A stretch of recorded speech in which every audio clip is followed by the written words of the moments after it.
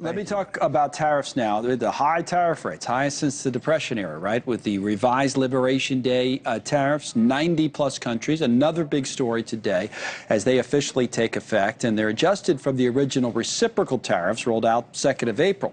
Baseline 10%, but going much higher for countries that didn't get a deal with President Trump. And there could still be more changes to come. U.S. trading partners continue to lobby for exemption. Some of the details on existing trade deals have yet to be worked out. We want to bring Brandon Daniels in on this. He's joined us many times to talk about this, the CEO at the firm Exiger, which is an AI supply chain firm. And I point that out not only to identify your company, Brandon, but because that's what we always start with when we have a new world kind of coming into effect. And whatever you think of what Trump's doing, if you think it's too high, too low, what's the impact of it? Like, how do supply chains change now? Now we know the rates. What's the how has the world changed? Connell, it's good to see you. Thank you for having me on. I think we are still in a period of flux and negotiation. I think when we started this process, everyone thought that we would end up with these high tariff rates across the world that would be imposed. But what we saw with Japan and EU, and if you look at sort of the inflationary pressure we've seen in the EU deal, those are actually wins, right? We've lowered the cost of importing into Europe and actually opened up a European car market. We've opened up Japanese markets, and the tariffs, and by far and large, economists are saying, look, these are sort of tariffs that we can withstand, that aren't going to have a significant impact. What's a number we can withstand, by the way, mostly for countries? Like if you say go 15, it's like it's high historically, right? But you're saying it's because of the other side of the deal that we've cut, we can maybe withstand a lot of those numbers if it's, say, 15. Yeah, I mean, the overall economic growth from opening up some of these markets is significant. And so I don't think you're going to see the GDP slowdown that people anticipate seeing, and like the Yale study had said that you might see. I don't think you're going to see that GDP slowdown because of the reciprocal opening up of markets. Well, it costs regular people. That's what they also said at Yale. They were like, oh, it's like $2,400 for the year or something like that on average. I don't think all of those costs will be passed on to consumers. There are a couple of really big highlights, though, like what are going to be the cost impacts to India? And are those India tariff rates going to stay at those elevated? Well, we don't know if he'll really stay at 50 with India. I mean, that's clearly meant, he's trying to go after Russia with that.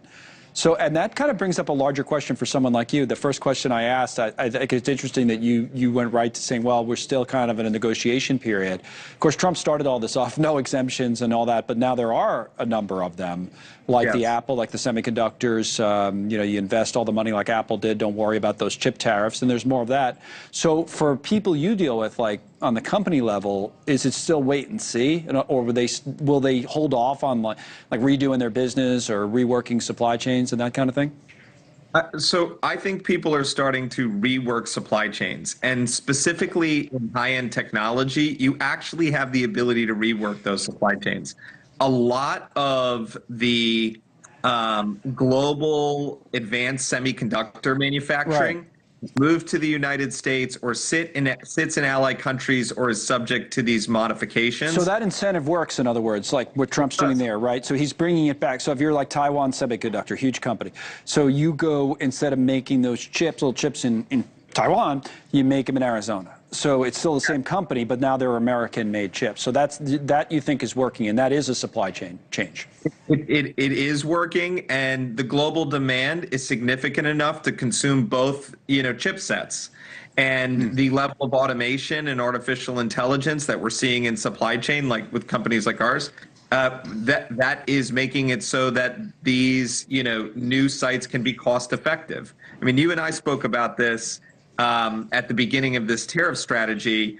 The fact is that there are parts of North Texas that have very cheap land that are deregulated, and the cost of these sort of like new robotics capabilities that can run manufacturing floors, those are going to be flat no matter where you are in the world. So we actually can lot of significant manufacturing back to the States. Yeah, that's interesting. So, because I think people talk in absolutes too much about this, and sometimes it's people who don't even know what they're necessarily talking about and don't have the experience, but they'll say stuff like, and, these jobs are never coming back. And it may be true, correct me if I'm wrong, that some of them aren't, and maybe we don't want some of them to come back.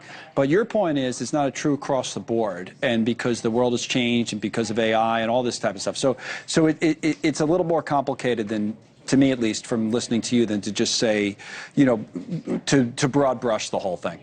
It's going to be a very nuanced impact, Connell. It's going to be an impact that's going to be decided over the next, several months.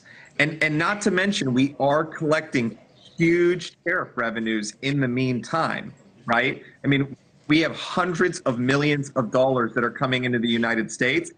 And those hundreds of millions of dollars, if they're coming in while we have an interest rate drop, which hopefully we start to see, sort of price, as long as prices stay relatively steady. We've seen the job softening because of the Fed keeping those rates high. Yeah. If those rates come down and we're collecting that much tariff revenue and we can start to bring down our debt payments, there actually is a chance for that kind of resurgence of growth.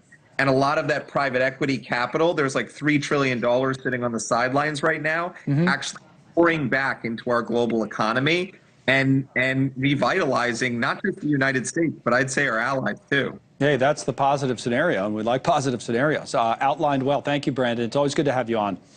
All right. Thank you so much, Donald. Good to see you. Brandon Daniels, Exiger. Now,